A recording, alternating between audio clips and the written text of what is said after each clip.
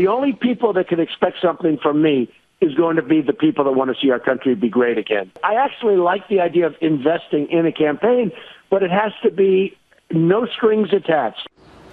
Donald Trump saying now he's open to accepting some donations, some big donations, as long as contributors don't have any strings attached. You heard him just talking about that. He was responding to a question about whether he can continue funding his own campaign through the general election. The Fox News political insiders are back. So, John, can you take big money without strings?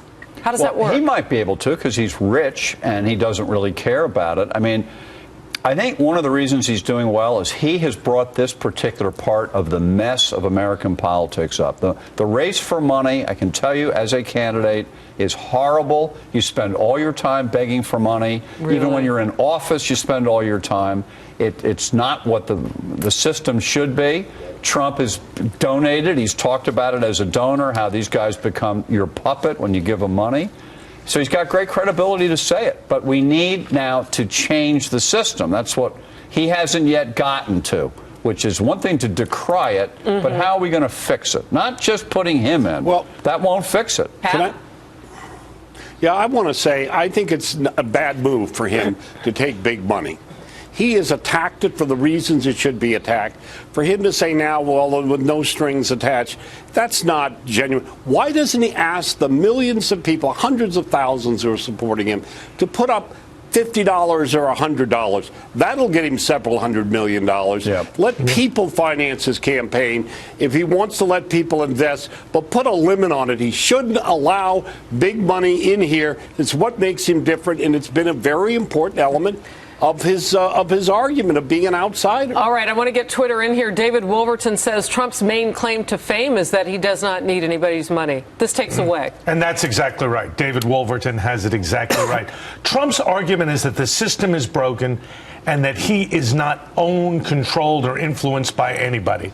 So his blunt comments are really seen by voters as a reflection of an honest man telling the truth. If he is compromised by taking money, it raises doubts about his integrity and ability to see things as is he wavering about actually writing out the check himself to finance his campaign? I will tell you this. The reason why... No, he hasn't said that he won't continue to fund it. Well, but is that why he's changing his position? Let me just provide a little insight from the campaign.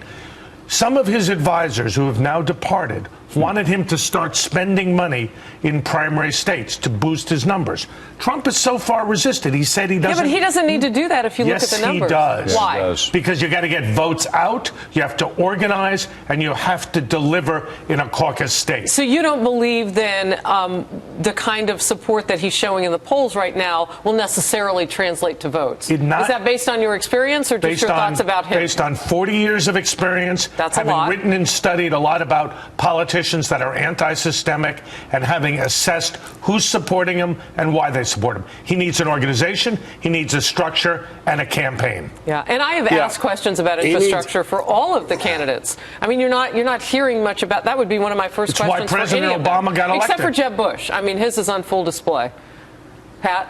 Yeah, but they're all, but his is different in that his campaign has not been infected by the Washington political consultants who ruin every campaign at the presidential level, as they're showing. I'm talking, yes, with Trump. He, Carson, and Fiorina have avoided that, and so has Cruz to a great extent. But you watch Bush, Walker, and the others, they are just being inundated with the Washington insider thinking, which is so bad, how to be a bad politician. Let me say one thing. The last man who offered to give the country a first-class campaign was Ross Perot.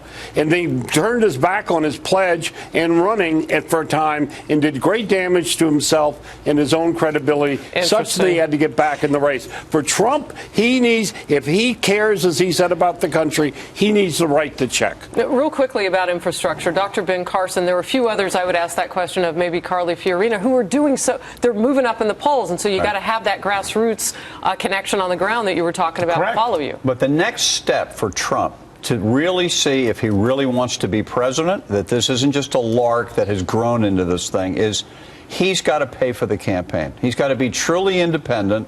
He can't have anybody claim I gave Donald $15 million, because that doesn't look right. And we'll see. Thomas Richardson says on Twitter, a donation is not an IOU, a quid pro quo.